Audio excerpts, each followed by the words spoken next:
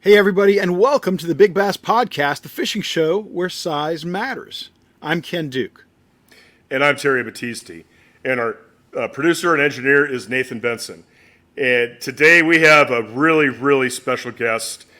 He's arguably one of the guys that started the Swimbait craze out in Southern California.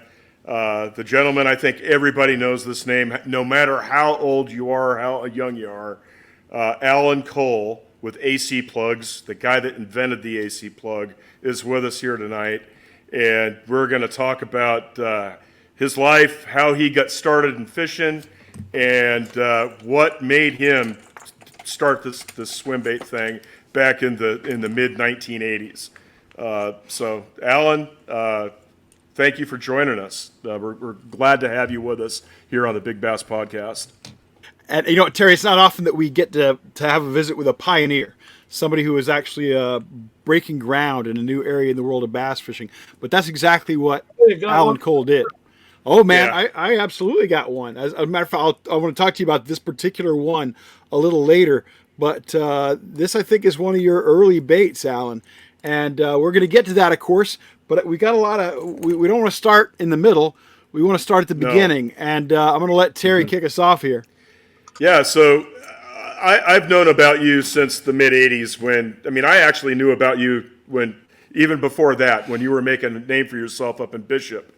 But how did you grow up and where did you start fishing? Well, when I was a kid, like I told you, in outside of Milwaukee, my dad had a lake cottage, and I treading around the docks as a little kid would. I liked fishing. Then we moved out to California. And then I was catching trout around there, the stockers. And then I moved to Bishop in '69. The summer of 60. Let's see, when did I go there? '69. And I moved up there, and there's some guys catching big brown trout. So I tried catching them and stuff. And finally, I caught them, and then up at this. Lower Twin Lake and Pleasant Valley Reservoir and different ones in there. I fished them all. But the Twin Lakes, I caught some big one. My first big one was 16-pounder, and then I was really hooked. Oh, wow. I invented the rainbow pattern on lures because that was it was May 2nd of 71. And there was never any around. And the reason I did that is I kept the fish. In them days, we killed them all. Now you let them go, but because we don't catch that many. So, and when I opened the belly, I had 5 stocker trout in his belly. So wow. Me and my buddy in Bishop started painting them and didn't tell nobody. And then on opening day of '78, I caught a 20-pounder. It was a record for opening day on a Rebel.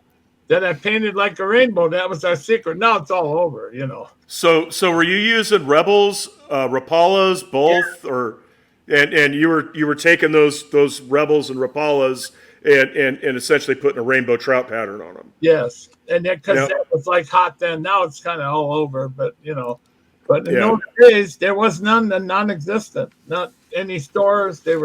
Nobody had them. Right. But anyway. Then when I moved for work after I left Bishop, and I moved to Idaho for 6 months. It was too cold. And so I left and went down to Southern California where I lived. And I was there. And then I moved to Lancaster after a few years. My dad had a house that he said, you'll rent, you can buy it later. And then I heard about these big fish at Castaic. That's how I got going there. And stripers at Pyramid. I went there first, and I didn't know how to catch them. I was, using Rebels, and I did catch 25-pounder once. But then we were there one day. That's how it started. Now when you say a 25-pounder, Allan, you're talking about a striper. Am I right? Yeah, stripers. There were stripers. I was after stripers, so they're big. I thought, hey, this is cool. And before I left Bishop, I albacore fished a lot. So I had the state record for albacore from 1974 to 79 with a 48-pounder. Then the current come and El Nino, and now they're like 80, 90 or something. But that was in those days. So I did that for 15 years. I did a lot. In the summer, I'd albacore fish because I liked how they pulled and stuff. Then when I got the Pyramid, this guy caught a couple stripers on a salmon lure my buddy gave him. And so that's how I started making. I was carving, and I told him, "You got any more of them?" No, no. So, your buddy gave it to me at a garage sale or something. So I made 9 and 12-inch ones that were just straight like a trout, and I caught a lot of stripers on that. And then I got with the jointed with a tail one and got a patent later on it. And that one worked better. It right there. Yeah. The first one I made was like that. And I had a pool in Lancaster, and we test them. And then I started catching stripers and went to Silverwood. I caught a lot of stripers. I mean, I like that, catching big ones. And my wife, she's the one that goes. I went to Castaic a few times before that, and I caught some 6-8 pounders bass, but I didn't think much of it. And it was raining on December. That's what got it going. On December 7th, Jim Matthews rope, that's when the bomb dropped. Because in December, it's cold. All the bass are deep. They're not going. Well, I went there and used my brown trout method with a lure about the size of the one you had. And I'm trolling, working leaded line, working the shores. Then, boom, I caught it. It was just before closing, and the boat came, the patrol boat, and says, "Hey, you got to get out of here in another half an hour, 40 minutes." And after he went around the corner, man, I hooked this fish, and he balled back there. I got a 15-pounder. And I thought, oh, probably bite this thing. And then I called Jim Matthews. He did a story on it. And then I came back because I was working. I took off work. I played sick, I've done my own, because they're biting. And I started working it more seriously, Ron. I caught 3 more over 10 that week. And the local bass guys, they went crazy. That's how it all started. And then I was selling. What year was that? That was 85, 84, something like that? No, a little after, probably. Let me think about this. I missed some of it because I started doing 84, 85, and I did the rainbow pattern, and I kept it a secret because I was catching stripers. But when I got that big bass, it seemed like it was in the Times too. Rich Roberts did a whole story on it because 15-pounder in December. It was seemed like it was 89, maybe like that. Huh. And something like that. And then Rich Roberts wanted to go out. And so we went to Silverwood in 91. That's what really, the lure really got going because he did a full-page article. He went in November. I told him they don't bite in November. When it gets cold, they shut down. Oh, it's the only time I got to go. So we're trolling around there. Never had a bite until about 2:45. I caught a 35-pounder. And he did the whole story with the plug and all that. And that's how it really, and that was November of 91. That's how. Then all these other ones came after that. Everybody started making lures. It was all over. It was like Jim Matthews thought it was a cottage industry sprang up because them big bass, they bid it. So then I started bass fishing more than I was striper fishing because I thought, heck, I'm going to catch a world's record. Because I thought, heck, if I catch them like this, I'll work it. I know how to work. I was mostly trolling, although I caught a lot of them casting, but early and late. Not so much during the day because they came up in the morning, then they'd go down. They were either on the top or the bottom, I figured out. Mm-hmm. And so during the day, when they're on the bottom, I was digging around the bottom and boom, they hit them big lures. So you're fishing a Penn 209 with lead core, right? And how many colors deep were you fishing? I was fishing, I tried to get down 20 to 30 feet. I was fishing, I talked to Bill Murray too, because he fished Magnum Impalas and he'd go 10 colors. I told him, that's too much for me. I'd fish like 5 to 7 right in there, usually, maybe 8. Right. Because, it'd be too much line. And so for the people that don't understand what we're talking about with colors, lead core line is colored a different color is it 10 feet or is it every 20 feet? 10 feet. Okay, yeah. So about this. It's not yards. No, it's 10 yards. It's 10 yards, isn't it? 10 yards. You're right. It's 10. Because 10 of them is 100 yards. Yeah. So every 10 yards of line is 6 feet of depth as a rule. Except right? when you're moving along, it tends to float. Once you get out of 5 or 6, instead of 6 times 5 should be 30 feet. It's actually like 20, 22 feet. You lose some because it tends to float a little. I learned that. But you get them big lures down there in the bass. They were used to eating the trout because they stocked it every 2 weeks. And so that's what I was doing. And then I went to the Fred Hall show. I went around, and it was like going crazy because other people start catching them. They start making lures a lot like mine. They're all copies. Everybody. And at the Fred Hall show, man, they tried to get me kicked out because they said, oh, it hooks hurt their mouth. I said, wait a minute, man. What about when they swallow a crawdad in the belly? Or, they didn't like that I was catching fish. I mean, they were biting, and I worked it, and they were stocking every 2 weeks, and most of this was pre-spawn. And then I thought, later, after I worked it a while, I thought, gee, when they get on the beds, I'll really get them. But I learned something. They don't bite them big lures when they get on the bed. They don't. They won't bite them because they're spawning. Yeah. So people try to tease them and snag them or whatever they do. And I thought, I don't like to do that. I want fish to bite. So what it was like probably November fair, December fair, depending on the year. January and February was the best. But by March, they're getting on the beds. They didn't want, and then they bit them again after they got off the beds. I found that out in like April, May when they hit the surface. So I had to learn all that because I didn't know nothing about bass. I mean, fish are similar, but bass go through their thing. Pre-spawn, they bite stuff like crazy. Mm-hmm. I found that out. Yep. Now, so, go ahead, Ken. I was going to say, Allan, obviously at the Fred Hall show, you were selling a lot of AC plugs, I'm guessing, as many as you could make probably at that point. And you were talking about your work career. I believe you were a house painter by trade. Did that help you in coming up with a bait as beautiful as this? I mean, for one of the early big swim baits, this thing is gorgeous. It looks just like a rainbow trout. Where did you? That's one of mine because I signed them like that in the front. That's an old one. Oh yeah. Well, yeah. Terry has seen it, but I don't let Terry touch this one for fear he will walk out of my home with it. Where'd you get it? It was actually given to me by a friend of mine who is a collector. His name is Gary Simpson. He owns.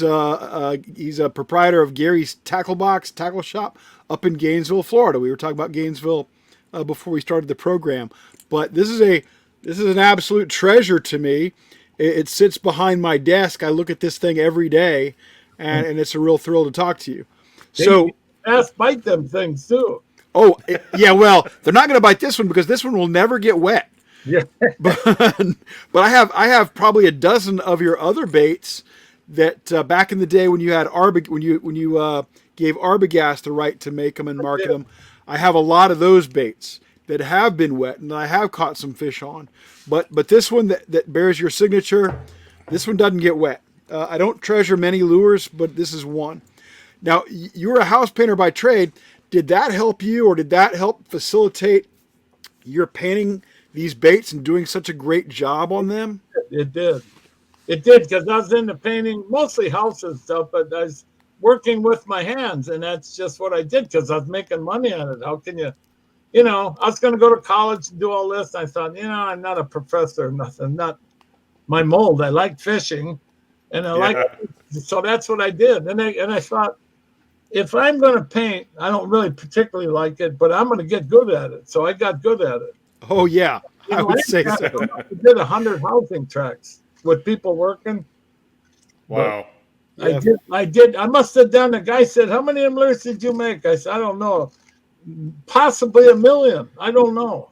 I lost track. I mean, I had Turner's Outdoorsman for 10 years. All their stores were carrying them. And I was working. Finally, I slowed down the painting and just start doing lures. And finally, I quit the painting. Yeah, I tell you, for the folks who are only listening to us for this program, I hope you'll take the time to check this out on YouTube, because Allan's bait, these AC plugs he was making in the 80s and 90s, they're at least the equal and most often the superior of any rainbow trout pattern you're likely to see. So I want to go back to that lure that your friend gave you or that you saw him fishing stripers with. I believe you said it was a salmon plug, and I think it was a. I found out later what it was. That it was a martin lure, because they make Oh, all the lures for salmon. It was called a martin, and it had the slope nose braid line hooked underneath, kind of antiquated, but they caught, and the stripers liked them because it was a big profile. Yeah, and it kind of also looked like the lure Jensen J plug too. Yep. So make them longer and made them like a trout, and then joined it with that tail. That tail, they like that tail. So what made you put the tail on it? Well, it's actually me and my son I had a pool in Lancaster, and we were testing lures all the time. And we got to talking. Gee, let's put a tail on it.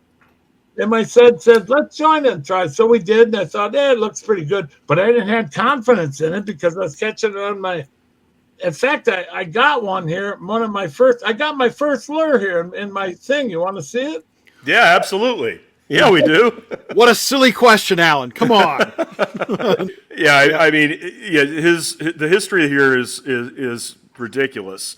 I want to talk to him about his brown baggers days. Terry, would you say that the history here is ridiculous, or would you say it's insane? Yeah,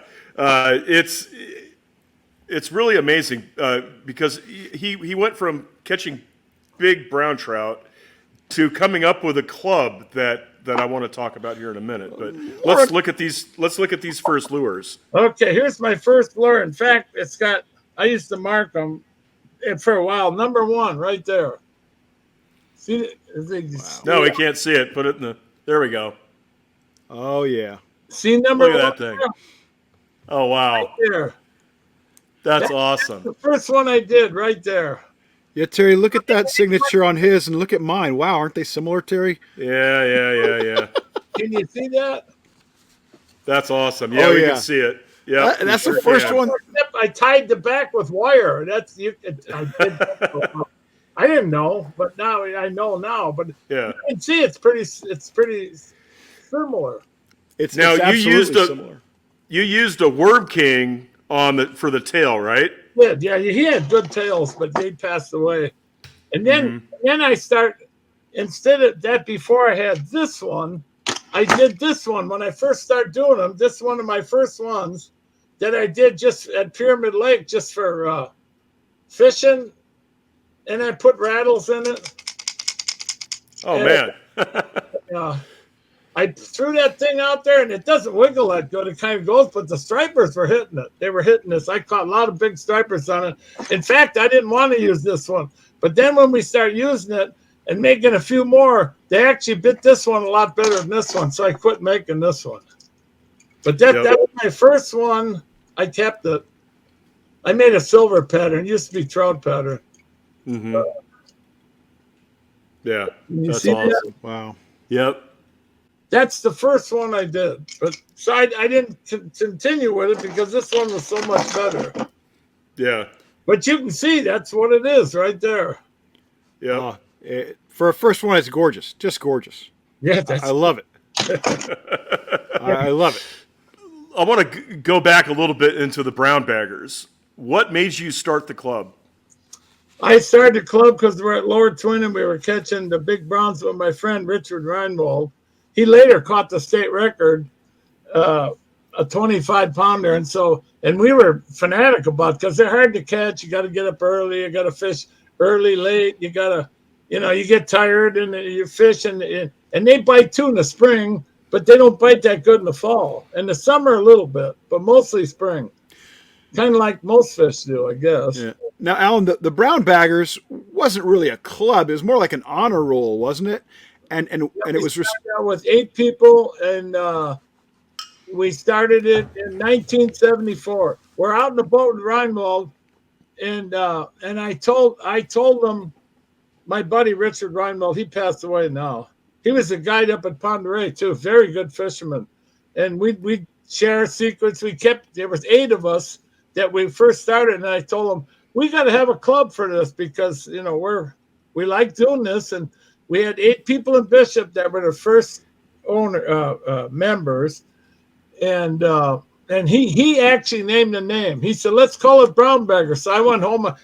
I had got A in typing when I was in junior high and high school. So I typed a little letter, send it out, and that's how we started in 1974. That's a long time ago.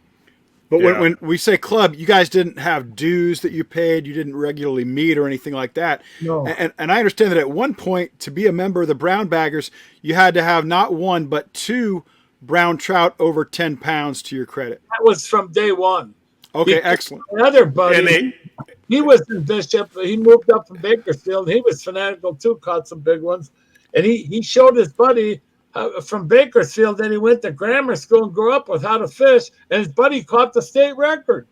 It's still a state record, 26 and a half. And he was was that Bringhurst? Huh? Was that Bringhurst or? Oh, that's another one. This one was Danny Stearman.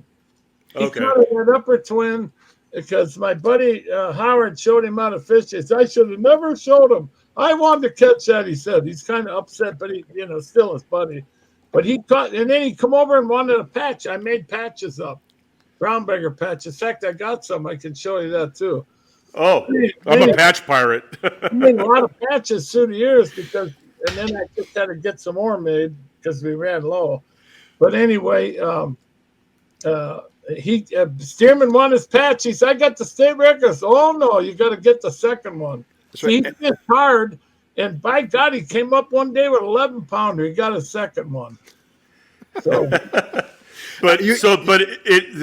whole clause to that though, Ken, was it wasn't just 2 browns over 10 pounds. It was 2 browns that were over 10 pounds out of California waters.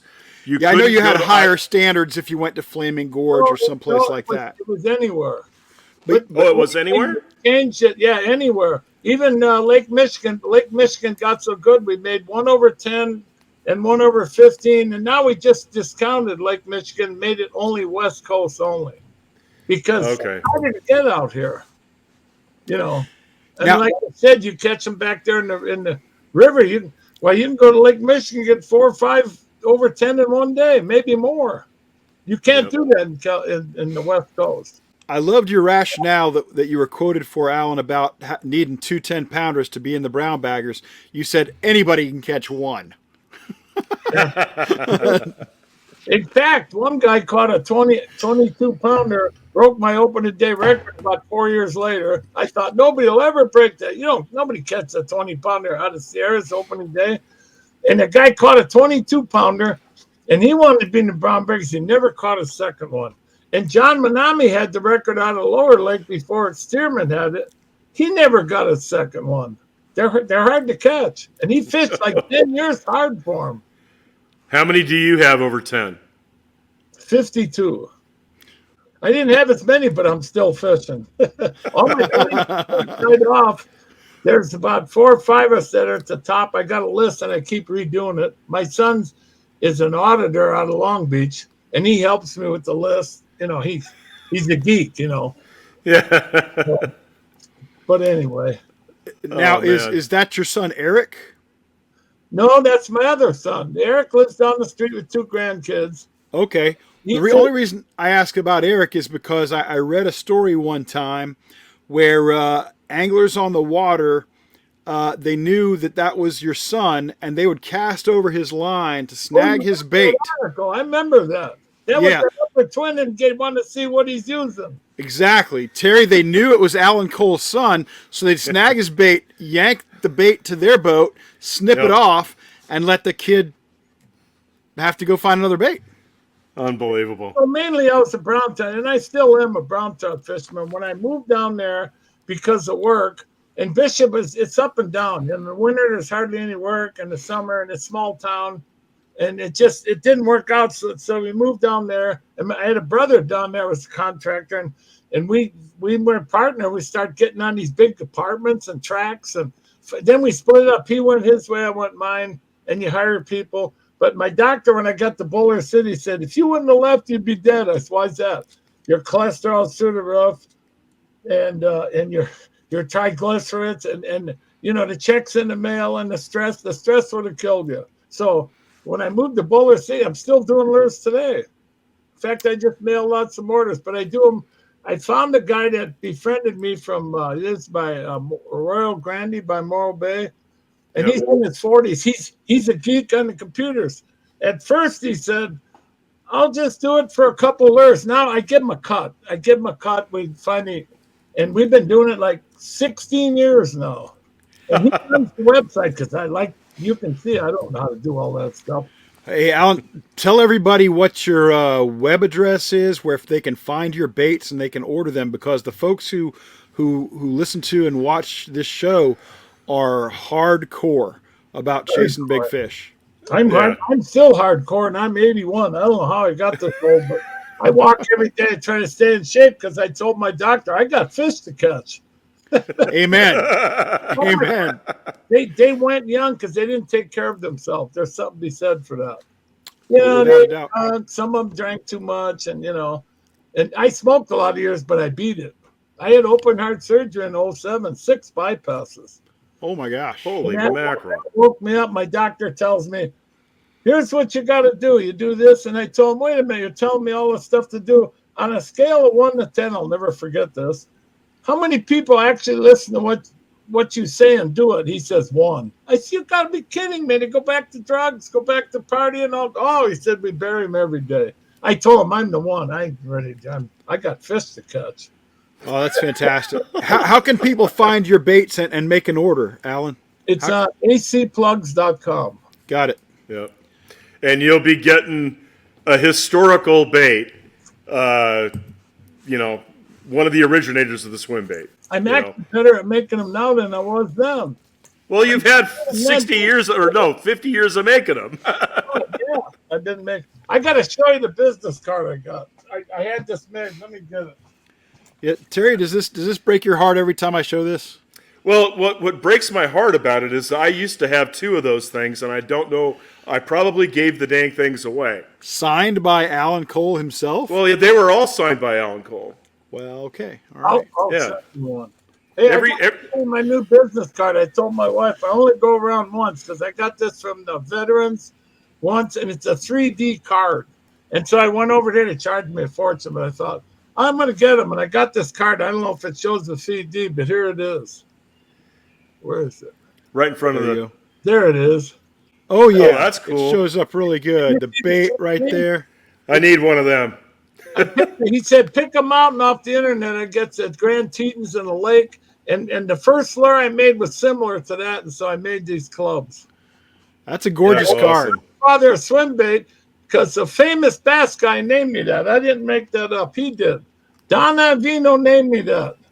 You know him? Oh, yeah. I know Don Iovino very well. He's the one that had the radio station when I was catching the big bass, and they all kept calling in. There's this guy using trout. This is all, it hit the newspapers. I got 10 full boxes of articles with Outdoor Life, I mean, all of them. Now it's leveled off a little, but and he was my nemesis, and then he had me on the phone the next week, like we're on now. And he, what kind of boat do you have? Oh, we got the wrong guys. Yeah, right. Nobody else has baits like this. And so then once they found out what it was, that's when it started out. But as they would have it, the next year we're at the Fred Hall show. Guess who's next to us? Don Avino. He's actually a nice guy. We got to talking, and he said, I know the whole story because he's a finesse guy, with the worms and doodling and stuff like that. Yeah. And he said, you started the whole thing. You're the godfather. He's the one that named me. So and that's true. Nobody else had this stuff. Yeah. There's a few guys messed around here and there, but Well, tell the story about the guys that were accusing you of throwing live trout, and you're out there fishing, and Department of Fish and Game is watching over you like a hawk, and all that stuff. How long did that last? My brother was a game warden. He just passed away 3-4 months ago.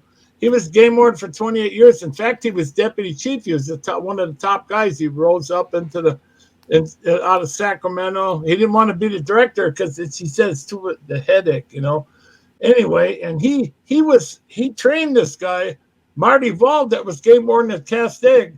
And Marty Wald said, I come up and said, I got 100 calls on you. Well, no, he told my brother that. And then, so I parked there to be the first in line. And he said he snuck up early in the morning to listen to live while I'm keeping my trout in the boat. Then when I'm with my wife fishing, he comes walking up. He say, I gotta search your motorhome because I had a motorhome. They said people called and said that's where you keep your trout. And I said, go ahead.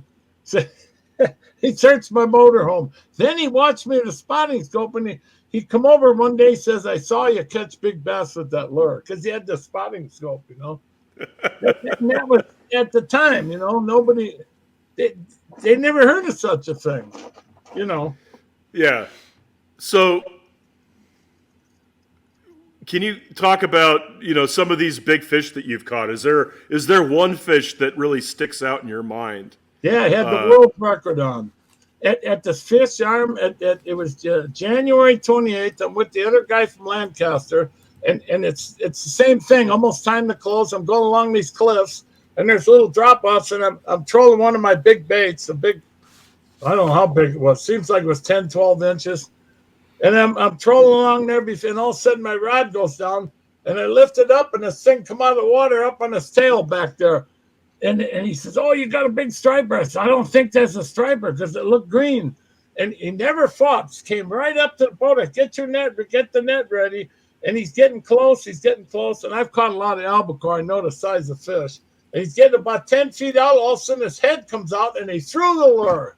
And he rolled on the side, and he was at least 25 pounds. We both saw him clear because he was fat and long. How big is that, you know? And I can't believe it. We couldn't be 10 feet out. We couldn't get him. I haven't seen him since. He's probably not around much anymore. Yeah, if I'd have got that fish, the guy said, "Oh, your whole life would have changed." I believe it. It would have because you're the guy that's making the lure. That was like in '93. That was early in the years, and that's when they were getting big ones. Krupe was getting them in Canada. And where was that in '93? Where were you fishing? Castaic. Amazing. Yeah, and that was right after the stripers got into Castaic. Right after, but they were still getting them because they stocked trout every 2 weeks. Not in the summer, but in the fall. This was January 28th. I remember the day. Yeah, fantastic. It's fun. They start every year's different. I found out. Like this last year was a later year because all the rain and snow, but it was just in January 28th, and that fish was there, and he's fat, and he grabbed that lure and threw it. They threw it. Then I got smart after a while. When I reeled in, I kept my rod in the water because they jump. I lost 4 or 5, not that big, but good sized ones that they shake and they can throw that lure. I don't know how they do it. What's the biggest you ever put in the boat among largemouth? I got a 17-pounder at the Castaic Lagoon. It was actually it was Friday the 13th in September.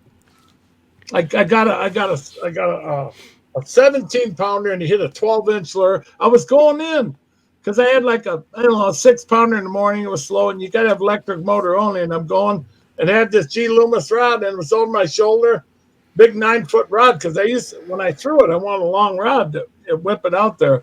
And the thing started jerking. He boiled back there, and I got a 17-pounder. That was my biggest. I got several at 15 pounds. And then I ended up, I didn't get as many as a lot of these guys because I only fished them like 3 months in the winter for 8 or 10 years. I ended up with 65 over 10. Wow. Which, you know, and all on the big stuff. Do you have any idea how many fish over 13 pounds have been caught on your plug? Oh, for a while there at Casitas, it went crazy. There was like 5 or 6 each week in the paper for a while. There was lots of them. There was 18s. There was a couple 18s. There was 15s. There was lots of big ones. Now they don't stock. Casitas quit. Castaic does it once every other month. It's not the same anymore, unfortunately. Yeah. You know, What is the biggest that was caught off an AC plug, Allan? There's a couple 18-pounders. One guy, I forget his name, at Casitas, and then Porter Hall got one. Right, and weren't you in the boat or out on the water the same day when Steve Keene caught an 18.6 out there? Oh, I did. We were at the lagoon. Yeah, Steve gets another one. I forget. He got one. I got a 16. We got three big ones that they're going trolling with electric motor because you can't, Right. But the lure works going slow. You don't want to go fast. You want to go slow like a low IQ trout. That's what I called it. Low IQ trout. Is there any other kind? Well, that's what they ate them, man. When they dumped them in, them big bass and stripers, that was fun in them days. But now that they cut back, the cutbacks, it's just not the same because they're not. Every other week they'd sit there and wait for them. You were obviously a master at trolling and really knew what you were doing. Did most of your giant largemouth come from trolling? Yes. Now, but I got several casting, like I said, but it was mostly early and late. Right. Although I got a few 13, let's see, a 13, a 14, a couple 12s casting at Casitas in the flats. Yeah. In the flats in the afternoon, like 3, 4 o'clock. So I got some, probably, I'd say about 25% of them were casting, the rest were trolling. I got more trolling because I could cover area. Oh yeah, and I know that for decades you fished out of a wooden boat that you had painted either a dark brown or black. Is that right? I had that black boat, yeah. That made you really easy to spot on the water. Yeah. Then I sold that and I got a Rima, which is a salmon boat, because it had a canopy and a little cuddy cabin where you could pull on shore and take a nap, and that was a nice boat. And then I should have never got rid of it. That was a good boat. Now I got a Lund, a 16-foot, which is okay. I got 2 boats, and then I got a 14-foot Klamath for easy stuff when it's not blowing and stuff like that. Yeah. Well, these days, what do you fish for mostly? Mostly the brown trout because I'm up here now. Gotcha. And I can't make all these trips, like get old, you can't. Hey, but I got guys younger than me can't walk. I hear you. Yeah. So when you designed that lure, I mean, what did you put into it? What did you want that lure to do action-wise?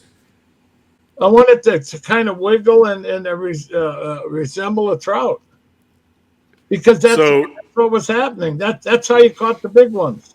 Mm-hmm. They caught them on crawdads, but till the trout thing got going, finally everybody switched away from crawdads and went to the lures. Everybody was throwing them. It started a revolution. Yeah, there's no doubt about it. I mean, nobody. They got the Huddlestons and rubber baits. They're different than mine, a lot of them, but it's the same principle. It's that big. They're feeding trout, So there's a question. Something I wanted to ask you is, did you talk to Ken Huddleston and Chomp at all back in those days when they were starting Cast Egg? Did they? Yeah. I told them they were copying my lure. Oh, jeez. I did. They were nice about it, and then it just they were the same. Then they changed the tail, and they went to that. Then I don't know. Other guys, Chomp, one of them died or something happened. They split Chomp up. died. And Huddleston, he's doing the rubber ones now, and he does a good job, just like a trout. Although my wooden ones have action, where they move, but they hit both ways. Yeah. Yep. So let's talk a little about the AC plug in some of the later years, because at some point, Allan, I don't know whether it's fair to say you licensed the bait to other companies, licensed sales to, let's see, Arbogast, Lure Jensen. Did you also license it to Optimum? Yeah. But eventually you terminated all those agreements. They didn't make them right. Gotcha. And then they didn't pay very good. Arbogast did, but they sold, and when you sell, how these businesses, they switch all the time. Oh yeah. When Arbogast got sold to Pradco, I'm sure that a lot of things changed. But when I moved to Boulder City, I mainly went after stripers because I didn't do bass as much because there's not big bass up there. But I went stripers, And I ended up with I got 31 over 40, 8 over 50 in the state record of Nevada. Of Amazing. I lived there Which is how much? in Boulder City, and and I could go by the dam, and they're fun because when they grab it, they hit hard. And even then, they cut back on the stocks and stuff, and they still get them, but it's not nearly as good as it used to be. Everything. So how big is that Nevada state record? 64 pounds. Wow. That's what I thought. It's Now, giant.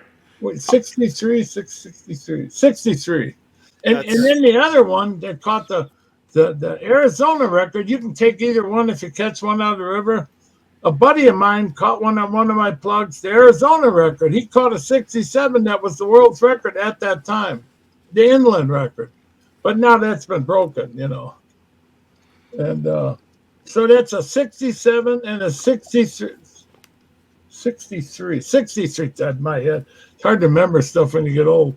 That's 2 over 60. And then another guy that had the former record that I broke, he got a 60 pounder. All three of them on my plug. What is it about, most anglers go through some sort of evolution, I think. First you want to catch a fish. You're excited to catch any fish. Then you want to catch a lot of fish. And then a handful of people focus exclusively on big fish. You're obviously a guy who focuses on big fish. What is it about big fish that held such an appeal for you? They're just because I've caught little ones, and it's like it's a challenge. I mean, you get a big one, you get really excited, and you want to catch more. That's why these brown trout are good, because they're hard to catch. They're smart, and big bass are hard to catch too. They're smart too. They're not dumb. I found that out. I mean, I fished from where I got 10s, 11s, 12s, but them real big ones, that you don't get that many. No. You don't have to tell us that. We're painfully aware. They got a way of shaking these big baits. People don't realize that. They shake their head then and throw it out like they never had it. So who were your mentors fishing, or did you have any? Did you teach yourself how to do all this, or did someone help you out? It's like anything, you pick and choose. And Croupy, when he caught bass, I thought that was pretty good. He was using crawdads, and in those days, and that was for the bass. And the stripers, I don't know. I moved down there for work and stuff, and that's when I went to Pyramid. When the stock truck comes, I couldn't believe my eyes. They're boiling all over the place. And it was like a tuna boil. Oh, yeah, I got to get in on this. That's it. And it was fun. Now it's not like that. No. In talking about those anglers, in reading a little bit about your history and about the brown baggers, I know that some of your buddies were going to Flaming Gorge to chase some big brown trout back in the day. And did you ever go there, and did you ever meet a guy named Ray Johnson? 33 trips there. Did you ever meet Ray Johnson? I did. I met Ray Johnson. The guy was a good angler. He caught a lot of fish, but he, in my opinion, he exaggerated on stuff. But he did catch fish, and he was out there. I saw him in the winter. I did it all. I never got a real big one there. My biggest was 18. And my buddy caught the world's record. He wanted me to go, and it's in March. And I told him, yeah, there it is. Yeah. And I told him, I can't go. I got to work. And he calls me up a few days later. I just caught the world's record. And I called up my other buddy, and I went right over there. That's when I caught the 18 4 days later. He got a 33.10 at that time. Now it's, but that's. Yeah, Ray Johnson. I've never met Ray Johnson. Never had an opportunity to speak to him. I believe he's still with us. He's in Manila, I heard. Manila, Utah, by Flaming Gorge. He moved there.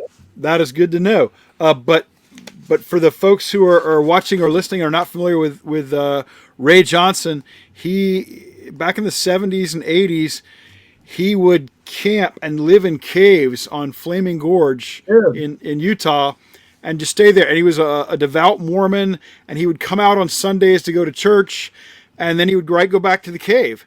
And he built some of his own baits as well. He'd break through the ice in the mornings and clean himself up, and then hop in his boat and go trolling for giant browns.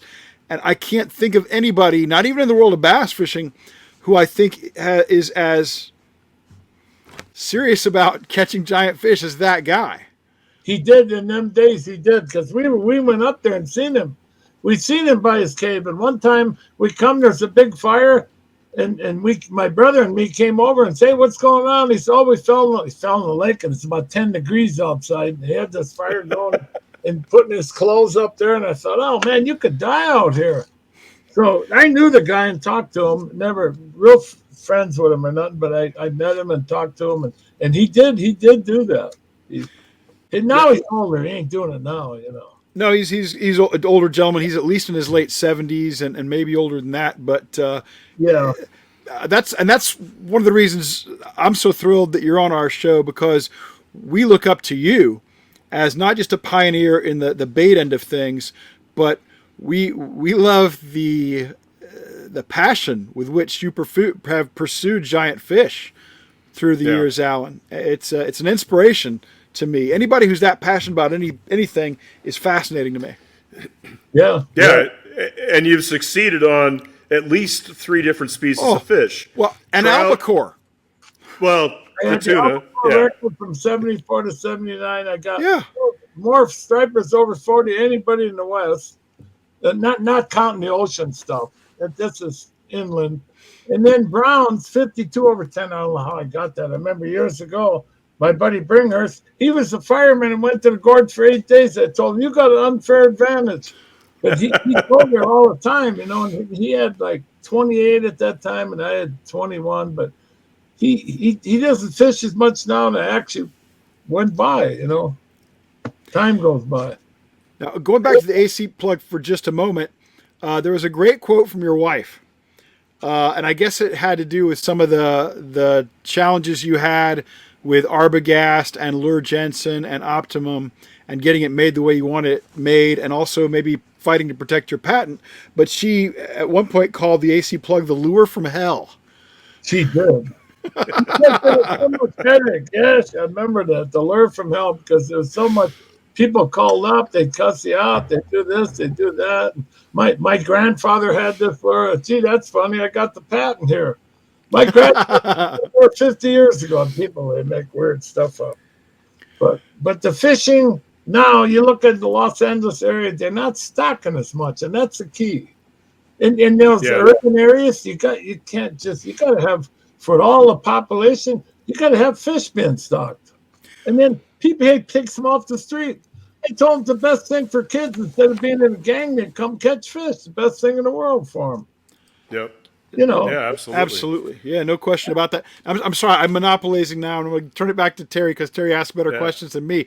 But I do have one question that I think is kind of obvious. I'm assuming that the rainbow trout is your number one seller overall in the AC plug. What's number 2? Silver and black, silver flake. For now, big lake trout hit it. They like it. Pike hit it. Although pike, they don't order as much because that's a long way off. Usually people, I get orders from back east, but most of them are from California, where lake trout, pike. And then I made smaller ones for German browns, and they work good too. And rainbows. They caught big rainbows on them up in Ponderay Lake. So, you know, it's pretty much a West Coast thing, because, I mean, you can't be over everywhere. You know, and these companies, you know what? I told my buddy, the big companies get all the business, the Rapalas, all these companies, and us little guys get the crumbs that fall. And that's the way it is. Well, there's, to Jim Matthews' point about the culture, the boutique culture of the big swim baits. There's a lot of guys out there who are selling every bait they can make by hand and selling them for hundreds of dollars each. So I don't think they're getting rich, because it's tough to make a lot of those baits, but it's labor intensive. Very labor intensive. Well, there's a lot of people that said, when I got mine going, I'll sell them for $50 because they're just, I didn't know how to make them that good, and it was just a lot of work. And they thought, that's outrageous. We don't pay $2-3 for a bait. Now all of a sudden they got baits. They got glide baits and stuff, $150 or more. And nobody even thought nothing about it. But no, it's just the way it is. Yeah, exactly. So you still have the patent, or has the patent run out on that bait now? It went out. I got it in. I think it goes 17 years, and I got it in. But then you could extend it. 95, I think, and so 205. 12, 13. It's been out a lot of years now. Mm-hmm. Well, it's wonderful But that nobody's copied it, really. Well, I had Kalen copy it. They did put me to court to district court in Vegas, and he wins because he brought these fancy lawyers from back east out there. He quit making it and passed away, I heard now. But the judge awarded for him and said, because he had a little bump on the tail, I thought. He that has the gold makes the rules. That's what that is. Well, I love it that you're still making the AC plug, and I know you're still making the original up to 15 inches, and that bait goes for a lot of money, $119.99. But I got a little catch on that. If you order over $100 lures, you get 2 for 1. Oh wow! And Can't beat that. People are getting them for half price, so that's fantastic. Everybody orders. They go in with a buddy and they split it. Well, I was going to say, and Terry would know better than me, but I don't think there is a big bait out there with a big hard bait out there with a stronger track record and a greater history than the AC plug. Yeah, well, it's been around. It hit I lived north of Los Angeles, so it hit that California area hard. Those days because they were stocking. And that was the time. Yeah, that was the time. Jim Matthews, he's a writer. I think he slowed down now, but he did a lot of stories on this bait. Lots of. Yep. Yeah, and I don't think we'll ever get back to those times of the late 80s through the early 2000s. I mean, they're all gone. Even with Casitas coming up this year, it's going to give somewhat of a new lake effect, but they're still not stocking trout. So. And the ones they are stocking are like 3 to 4 pounds, Yeah, they're just harder to catch, and they're still out there, but you don't get as many. There's still big bass out there to be caught, but it's work. And hey, look at the gas. The gas just went over $4 up here. So people aren't in California. My brother lives down. It's over 5. It's outrageous. Yeah. And so you got to kind of watch what you're doing, Mm-hmm. So when you're out doing your trolling thing, how are you? You at times you're probably got 100 yards of line out or 80 yards of line out. How are you fishing points or flats? I mean, what is your? How do you do it? What is the flats the method? You don't use no leaded line. The flat line, it'll dive about 10 feet to most of these lures, and so then you want to lay about 15 feet, and then if there's a drop off, you want to get down 30. Then you hang around. You're watching your graph. You're going like 25 to 35 feet. We're trying to work there. And points are a little tricky. You got to go up and back, or casting on them. I've caught a lot of fish casting on points because they relate to points. Mm-hmm. And they see a trout up there wiggling, a low IQ trout. That's it. Yeah, a low IQ trout, also known as a trout. Yeah, I don't know what they like them now. They do shad and stuff, and I make shad colored lures and all that, and they bite that too. Like my buddy was fishing in southern Utah where there's no trout or nothing in some lake over there, and he was doing that trolling method because he moved up there to St. George, and he caught like their northern bass. He caught like 6-7 pounders. Digging along the bottom with the big 9-inch lure, so they hit them there too, with silver and black. Quail Valley Reservoir. Huh? Quail Valley Reservoir. That's it. Quail Valley. Yeah, he didn't get any fish. They don't get a lot of big ones, but he got 5, 6, 7 pounders. And they're huge fish for southern Utah. They're big fish for southern Utah. Yeah. The northern ones. They got some up here in Wickiup Reservoir, but they're 5, 6, 7 pounds, maybe 8, maybe. Yeah. Nothing like that Los Angeles area, and even in Northern California got a lot of big bass. Oh yeah. Possible world record class fish out of there. It did. It's been 18 pounders caught out of Don Pedro, and then all the little lakes in the East Bay area. Yeah. Heck, they even got a 16 or a 17 out of the Delta, which is some guy years ago caught a bait and some holding pond or some little stupid pond. He got a 16-pounder on one of my lures. I remember that. Yeah. That's a big bass for a little. It's just a small type holding Probably pond. water reservoir or something like that, for Yeah. drinking water. So So what is you've got to have goals still. What is the goal that you haven't accomplished yet in fishing? that's a good question. I don't know. I just keep active and fish, and because they don't bite all the time. People got to realize that. Yeah. You go, they don't bite, you don't like it. Every time you don't like it. And when you plan on catching them, they won't bite. But when you're just going along, well, I'll try this, all of a sudden, boom, they bite. Every big one I've caught, I never planned on catching them that day. It's the weirdest thing I ever seen. I got a 26-pounder about 13 years ago at Paulina Lake, second biggest ever out of that lake. And it was after a lightning storm, and I didn't plan on getting nothing. And it kind of rained. It rained hard, and then after that, it was like 7:30, 8 o'clock. We're going along, and boom, I got a 26. I don't know where he came from, but I didn't plan on catching him. Was it a brown? Yeah, brown. That's a big one. Yeah, that's a big one. I thought he was talking about a striper. I got to ask you this question now, and even though this is the Big Bass podcast and not the Big Brown Trout or the Big Striper or the Big Albacore podcast, but of all the giant fish you've caught, what's the most memorable, or maybe the one you're the most proud of, or that has the fondest memory for you? That big brown I caught and the state record striper, and I guess all the big ones at my 17-pounder out of Lagoon. I was really stoked on that one. I thought, holy cow, this fish is huge. He hit a 12-inch bait, just going slow, electric motor, just waddling along on top or just under, kind of, and boom, he grabbed that thing and started thrashing. Wow. So I'd say the big ones, because it's always memorable because you don't catch big ones every day. Right. Yeah. Well, it seems like you do if you're Allan Cole. Yeah. It sure seems like it. But we're talking a lot of years. Even so. So, did you fish in the lagoon? Did you fish the lagoon much? Oh, a lot.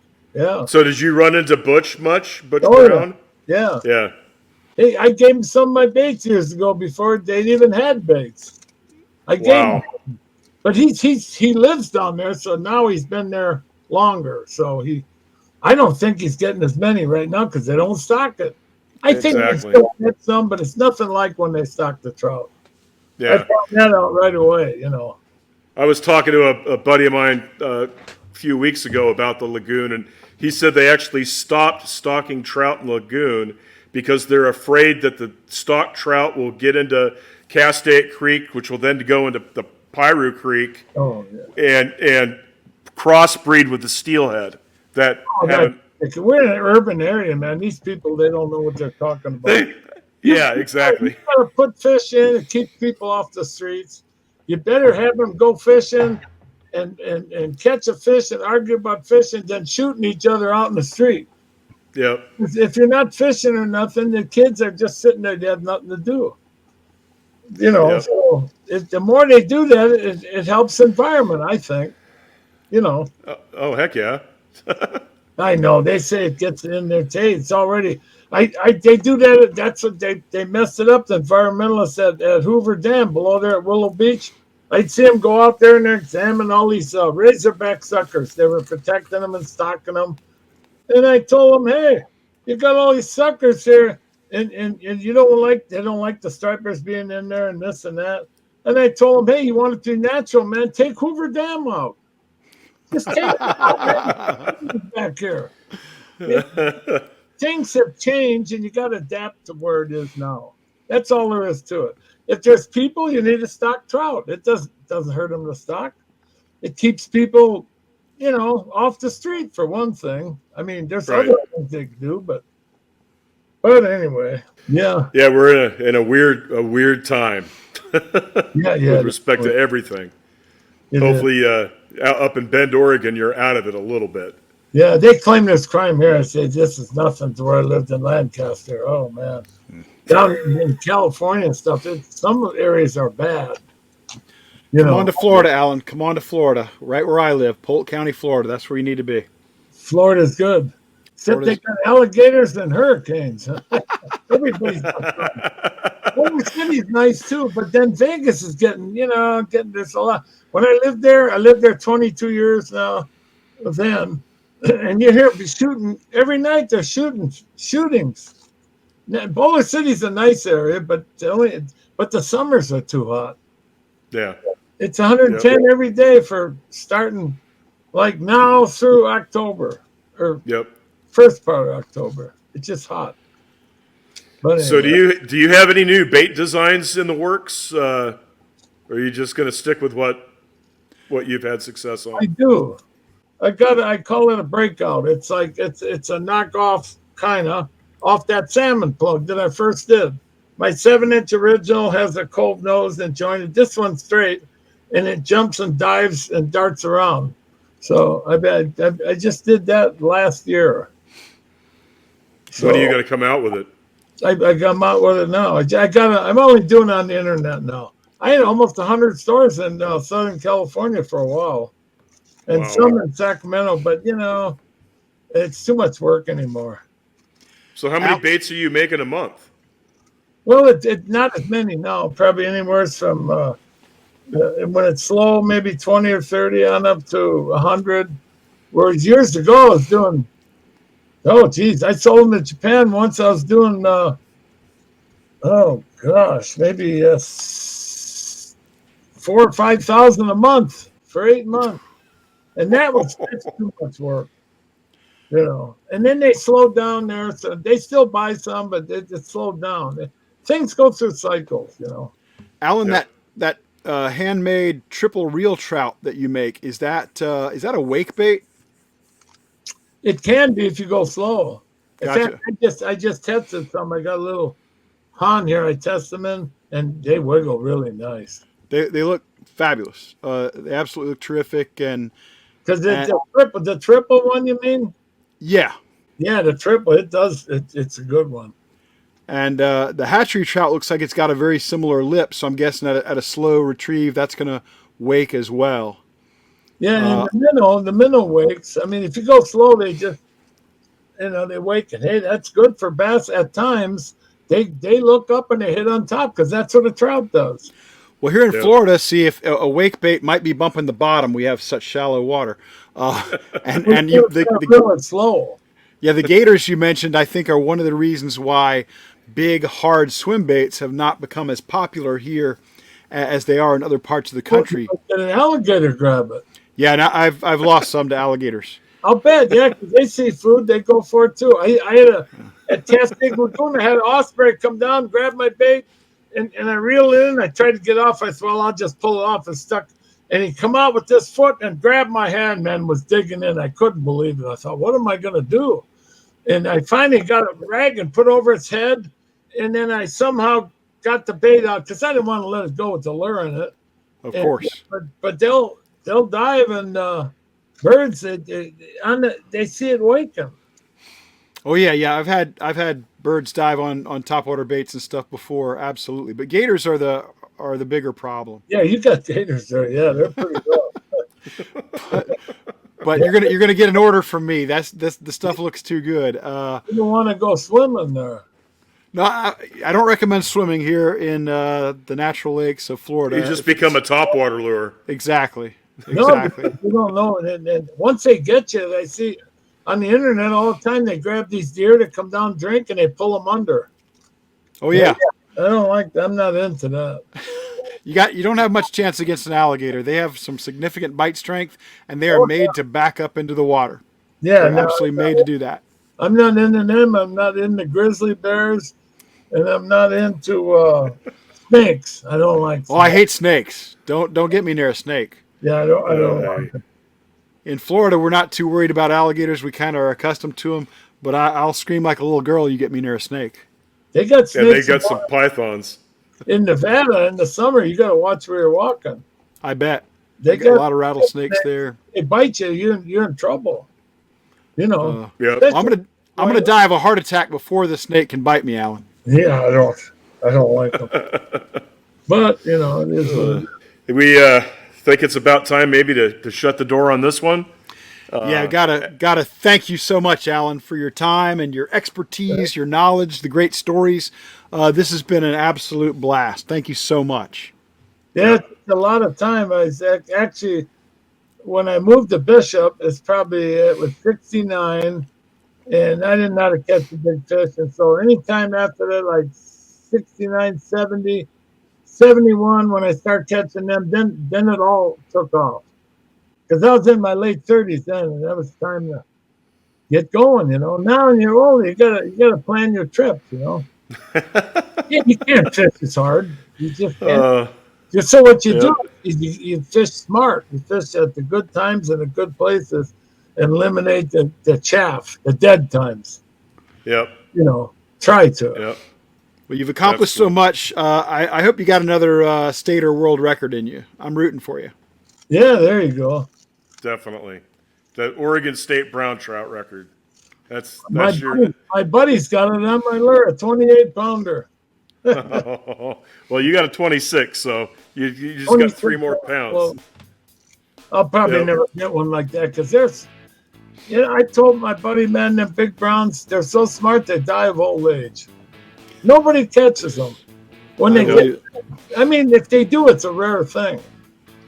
Well, Allan, thank you so much. Terry, I'll drive us home here. It's time to slam the door on this episode of the Big Bass Podcast. But before we go, please remember to subscribe, like, share, give us a comment or a review. It's a small ask, but it really is a big help to us. And don't forget to check out our website. At thebigBassPodcast.com, you'll find the Big Bass Podcast calculator and our listing of record bass plus supplementary material on the episodes. It's all a work in process, but if you like the show, we think you'll really enjoy thebigBassPodcast.com. And if you want to contact us, we promise we'll get back to you. Our email addresses are ken@thebigBassPodcast.com, Terry@thebigBassPodcast.com, and never forget Nathan, the songbird of his generation, Nathan@thebigBassPodcast.com. I'm Ken Duke, and on behalf of Allan Cole and my partners Terry Battisti and Nathan Benson, thanks for joining us. Be sure to check back next week. We'll have a new show about a different big bass or a different legend in our sport with a story that you will not, and I promise you cannot, find anywhere else. And remember, size matters.